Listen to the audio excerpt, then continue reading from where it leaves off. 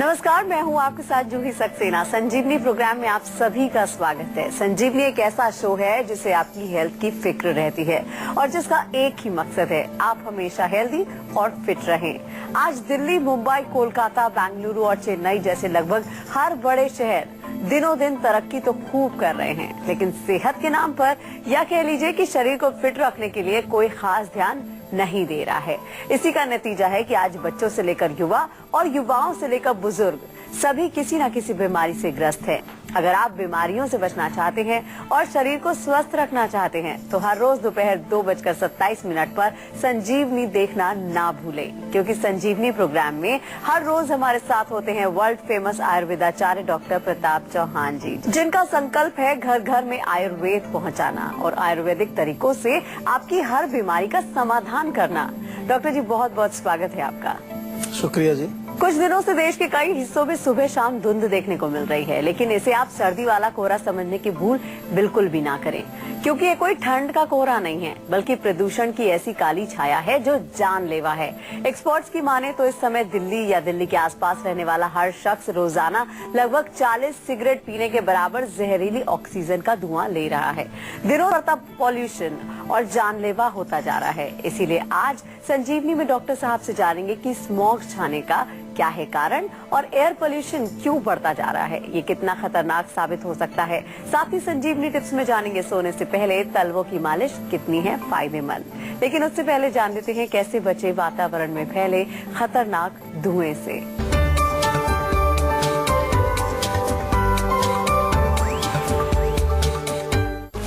Asthma, heart, kidney, फेफड़े और cancer मार डालेगा ये जहरीला धुआं।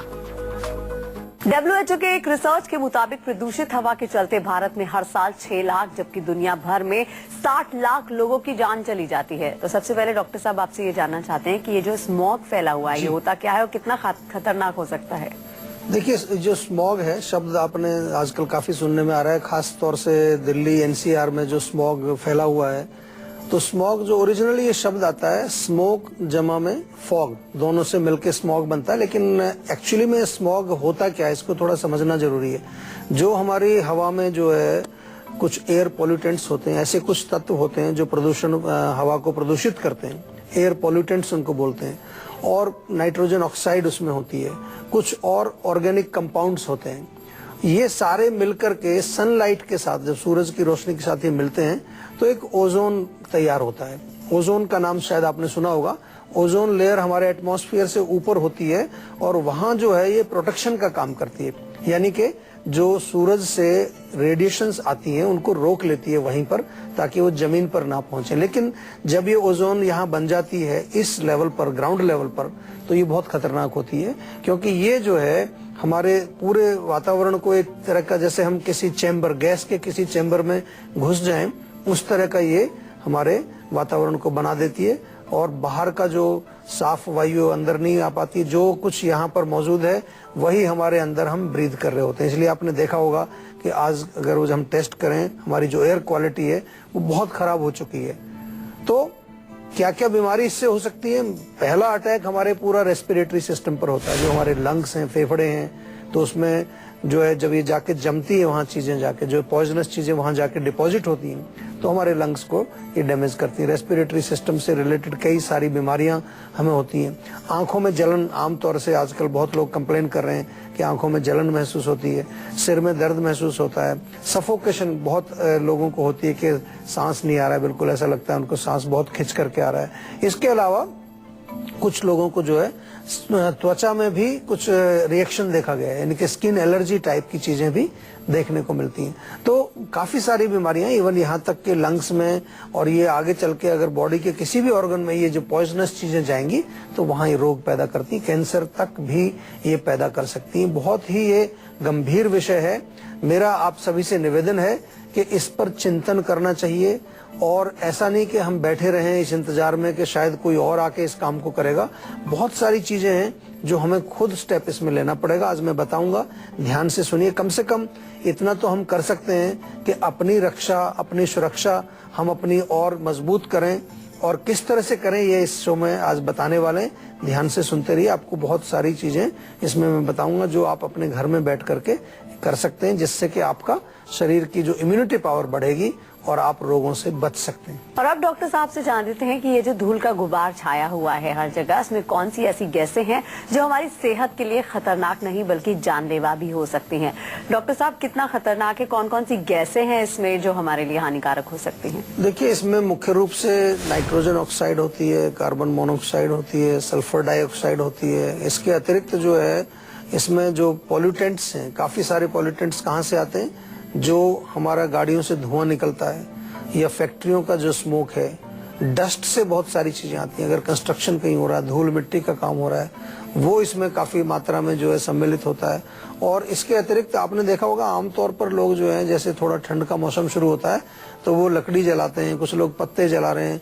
और हमारे यहाँ तो मैंने देखा लोग प्लास्टिक तक, कूड़ा कबाड़ा जितना होता है उसमें केवल आग लगा देते हैं। तो वो प्लास्टिक जब जलता है उसमें भी बहुत सारी पॉइजनस गैसेस, बहुत सारे ऐसे पार्टिकल्स निकलते हैं जो कि हमारे वातावरण को प्रदूषित करते हैं, हमारी एयर क्वालिटी को खराब करते हैं। तो ये चीजों को आपको ध्यान रखना है। अगर आपको ये अपना एयर क्वालिटी को इम्प्रूव करना है तो इन चीजों को हमें बिल्कुल तुरंत जो है इसको हटाना पड़ेगा। कोई जो भी ऐसी चीजें हैं जो हमारे वायु को प्रदूषित करती हैं, उनको हमें कुछ ना कुछ उसके ऊपर नियंत्रण जरूर लगाना पड़ेगा, नहीं तो इसका सोल्यूशन और कोई दिखाई ऐसे नहीं दे रहा जल्दी से। तो अभी तो डॉक्टर साहब ने बताया कि जो स्मॉग है उसमें कौन कौन सी खतरनाक गैसें हैं जो हमें बीमार कर सकती हैं। डॉक्टर साहब, किन बीमारियों का खतरा सबसे ज्यादा बढ़ जाता है स्मॉग में? देखिए, इसमें मेनली आप देखें तो जो हमारा श्वसन संस्थान या श्वसन प्रणाली, रेस्पिरेटरी सिस्टम जो है, इससे रिलेटेड प्रॉब्लम्स, चाहे उसमें ब्रोंकाइटिस, आपने नाम सुना होगा, डॉक्टर कहते हैं ब्रोंकाइटिस, या ब्रोंकियल एलर्जी हो जाती है, या फिर फेफड़े में अगर और नीचे जाएं, फेफड़े में अगर वो जाके जमता है तो हमें दमा, अस्थमा जो होता है, या खांसी, कई प्रकार की खांसी आपको हो सकती है।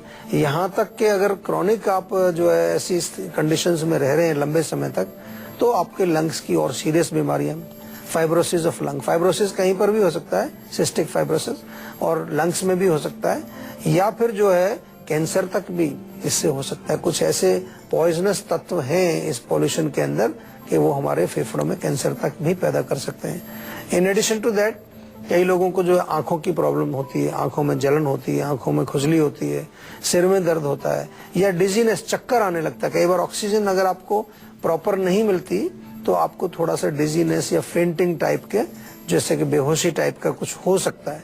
सफोकेशन बहुत लोगों को फील होती है कि पूरा लगता है कि जैसे दम घुट रहा है, या श्वास कष्ट उसको बोलते हैं, ब्रेथलेसनेस, सांस जो है थोड़ा खिंच करके आता है। तो इस तरह के जो रोग हैं वो ज्यादातर देखने को मिलते हैं। स्किन की एलर्जी इसमें आमतौर पर देखने को मिलती है, और अगर ज्यादा क्वांटिटी है उसमें पॉल्यूटेंट्स की हवा के अंदर, तो हमारे ब्रेन को भी अटैक कर सकते हैं। और डेफिनेटली हमारे जो और ऑर्गन्स हैं, किडनी है, हमारा लिवर है, उन पर भी ये जाकर के अटैक करके वहाँ रोग पैदा कर सकते हैं। तो अब बारी आती है आज की संजीवनी की, जिसमें डॉक्टर साहब से जानते हैं कि इस समय जो पोल्यूशन फैला हुआ है, जिसे हम स्मॉग कह रहे हैं, उससे बचने के उपाय क्या हैं? डॉक्टर साहब, क्या उपाय आप हमारे दर्शकों को बताना चाहते हैं? देखिए, सबसे पहले तो हमें ये देखना है कि ये स्मोक का, मैंने एक्सप्लेन किया आपको कि जो भी इसका जो कॉन्स्टिट्यूएंट्स हैं उनको कैसे रोका जाए, चाहे वो धुआं है, चाहे वो डस्ट है, चाहे वो कोई और केमिकल फैक्ट्री का कोई वेस्ट प्रोडक्ट है, या हम कुछ लकड़ी जला रहे हैं उससे कोई धुआं है। इन चीजों को हम सब लोगों को सचेत होना पड़ेगा, और अपना ही नहीं आसपास भी आपको देखना पड़ेगा कि कहाँ पर कोई गलत कर रहा है तो उसको रोका जाए। ये सबका काम है, हमारा केवल सरकार का काम नहीं, हम सबका काम है, सबको मिलकर करना पड़ेगा। दूसरी चीज जो हम खुद कर सकते हैं वो ये है कि अपने शरीर को हम मजबूत बना सकते हैं, अपनी इम्यूनिटी पावर को बढ़ा सकते हैं। तो इम्यूनिटी बढ़ाने के लिए बहुत अच्छी चीजें हैं। अदरक आपके पास होती है, ताजा अदरक लें, उसमें थोड़ा सा जो है तुलसी के पत्ते 3-4 लें, लौंग 2-3 लें, उबाल करके 1 कप में डाल करके उबाल करके आप पी लीजिए उसको। दिन में 2 बार भी पी सकते हैं, 3 बार भी पी सकते हैं, बहुत अच्छा काम करती है। इसके अतिरिक्त जो है आप रात को थोड़ा बादाम, अखरोट, किशमिश ये भिगा दीजिए, इनको सुबह आप चबा करके खाइए। और नीम बहुत अच्छा काम करता है। नीम जो आपने बार बार सुना है हमारे शो के अंदर भी कि नीम बहुत सारे फायदे करता है हमें। वो एंटीबैक्टीरियल भी है, एंटीवायरल भी है, किसी तरह का भी पॉल्यूटेंट्स, कोई भी पॉइजनस चीजें बॉडी में उसको भी साफ करता है। तो नीम का सेवन नियमित रूप से, हल्दी में भी बहुत गुण है। हल्दी भी एक हमारे घर के अंदर एक ऐसा एक जादुई हम कहें कि एक मसाला है कि उसमें बहुत सारे गुण है। और आजकल तो पूरी दुनिया में हल्दी छाया हुआ है। अब तो अमेरिका में किसी ने एक टर्मरिक लाते करके एक ड्रिंक शुरू किया है। आपने सुना होगा ना, चाय लाते वो मिलता है आजकल, जैसे वो दूध वाली चाय को चाय लाते बोलते हैं वो, तो अब टर्मरिक लाते यानी कि हल्दी लाते भी शुरू हो गए। दूध, हल्दी वाला दूध शुरू हो गया है और काफी पॉपुलर है विदेशों में। अमेरिका में मैंने सुना इसके बारे में। तो ये हल्दी वाला दूध तो हम घर में भी बना सकते हैं, आप लोग रोज पी सकते हैं। हल्दी वाला दूध भी आपको काफी शक्ति देता है। और च्यवनप्राश तो जीवा का आप खा ही सकते हैं, वो मंगा करके च्यवनप्राश रेगुलरली खाइए। आंवला अगर मिल रहा है आपको बाजार में ताजा, 2 आंवले रोज खाइए। उसको चाहे उबाल के खाइए, चाहे थोड़ा सा स्टीम करके खाइए, चाहे उसको कद्दूकस करके शहद मिला के खा लीजिए।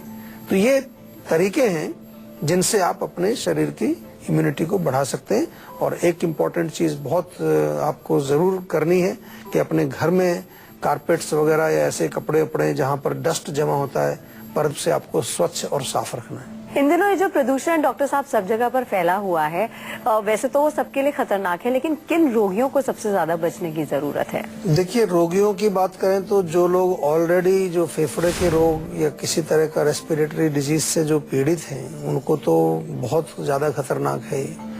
इसके अतिरिक्त जो दूसरे रोगों से भी पीड़ित हैं, खास तौर से आपने देखा जैसे एनीमिया है, एनीमिया वाले लोगों को ऐसी सांस लेने में तकलीफ होती है, या किडनी के कोई रोग है, या लिवर का कोई रोग है, या कोई बहुत क्रॉनिक रोग है और कमजोरी बहुत है रोग के कारण। कमजोर लोग जो हैं, कमजोर लोगों को भी बहुत ध्यान रखने की जरूरत है। कमजोर में बच्चे भी आते हैं, जो हमारे छोटे बच्चे होते हैं उनकी इम्यूनिटी बहुत स्ट्रांग नहीं होती। उसमें बुजुर्ग लोग भी आते हैं, जो एल्डरली लोग हैं उनकी भी इम्यूनिटी कमजोर हो जाती है।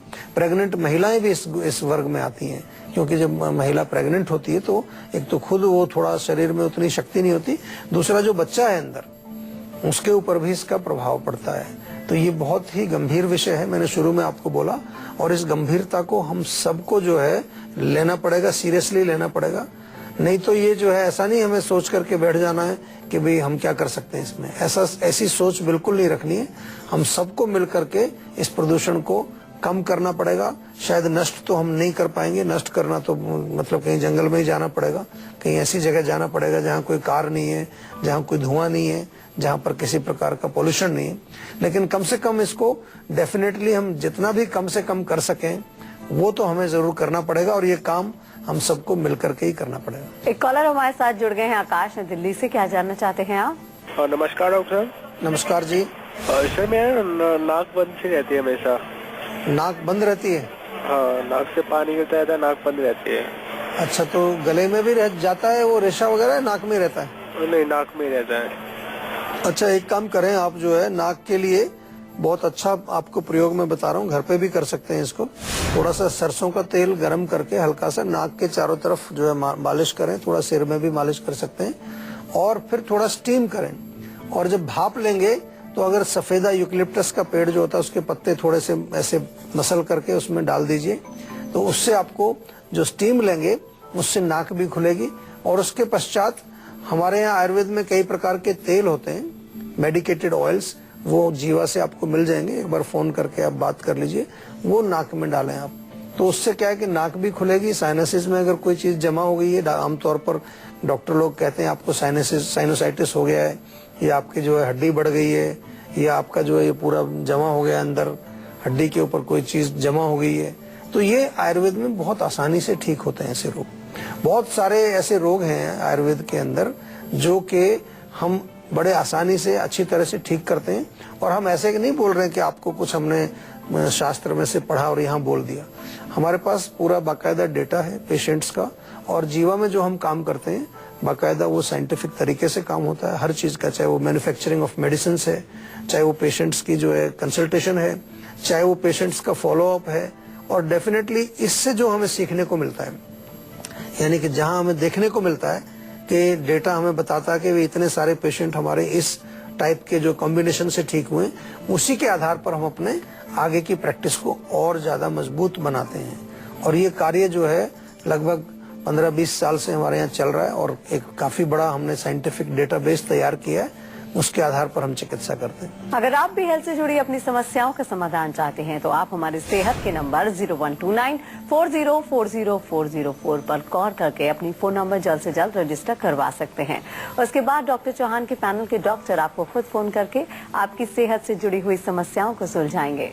फिलहाल यहाँ पर वक्त हो गया एक छोटे से ब्रेक का। ब्रेक के बाद बारी है संजीवनी टिप्स की, जिसमें जानेंगे सोने से पहले पैरों की तलवों की मालिश कितनी फायदेमंद हो सकती है। इसीलिए आप कहीं मत जाएगा, देखते रहिए अपना मन पसंदीदा हेल्थ शो संजीवनी, ताकि स्वस्थ रहें आप।